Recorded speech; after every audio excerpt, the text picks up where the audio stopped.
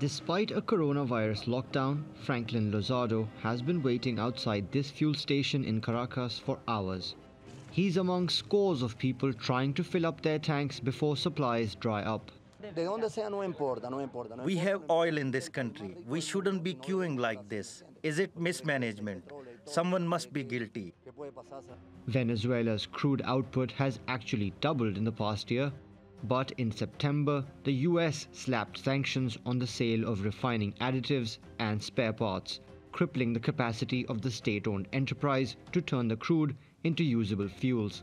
The Trump administration accuses President Nicolas Maduro of undemocratically holding on to power and has been ramping up pressure to force him out of office.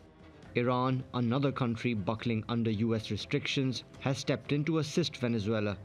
It's sending 5 supertankers of oil worth $45 million, with the first arriving on Monday. 5 ships are bringing gasoline. In terms of technical support, Iran has sent planes with the necessary materials the Venezuelan government requested to reactivate the refinery.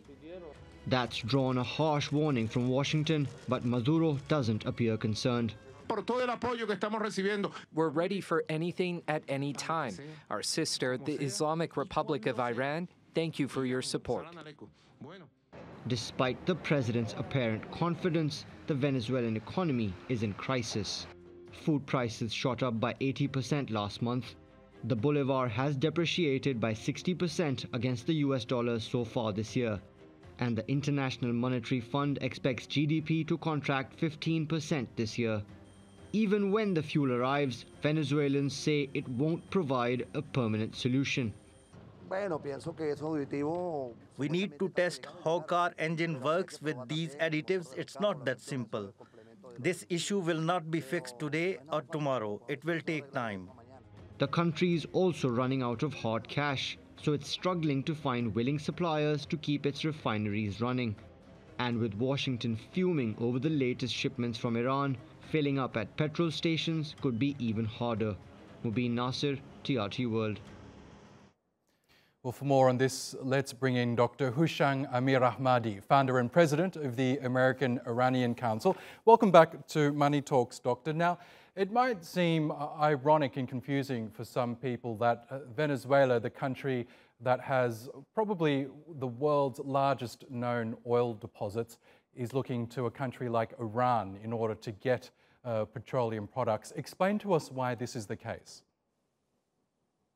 Well, they say friends are for bad times.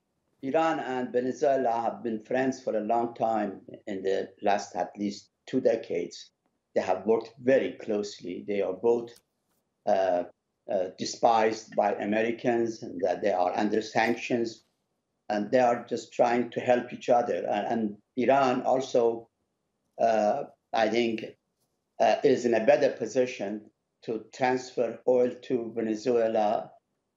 And Venezuela has lots of gold that it could have given to Iran. Indeed, that shipment of oil was paid by tons of gold.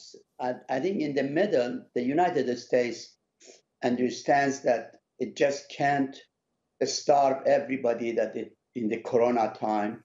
And at the same time, I believe there is some level of opening and softening between the United States and Iran. In fact, Iran's supreme leader has recently called for heroic flexibility, quote unquote, and Tehran's foreign minister has sent a letter to Secretary General of the UN asking him to intervene between Iran and the United States. They have offered to negotiate.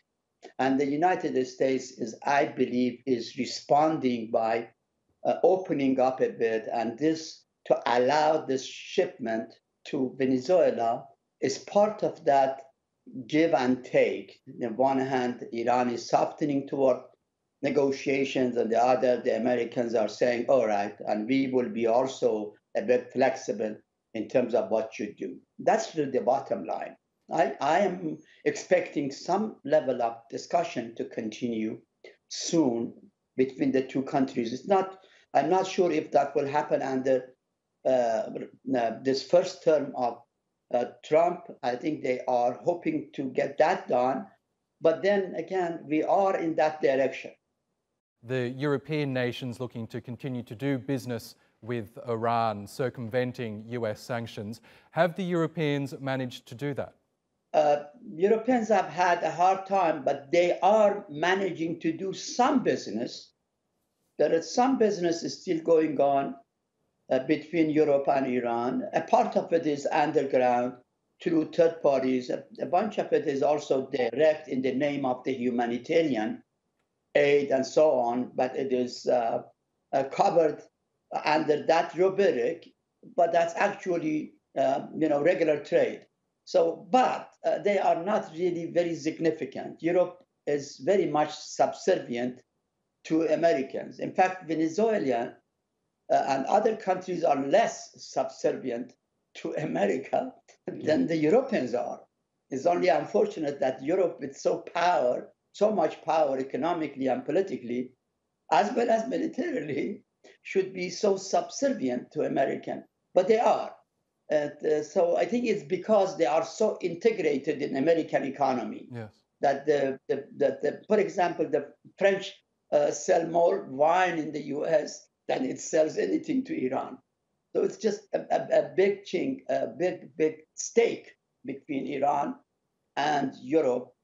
But between Europe and the U.S., the stake is much, much, much higher. It sure is. Okay, Dr. Hooshang Amirahmadi, thank you once again for joining us on the program.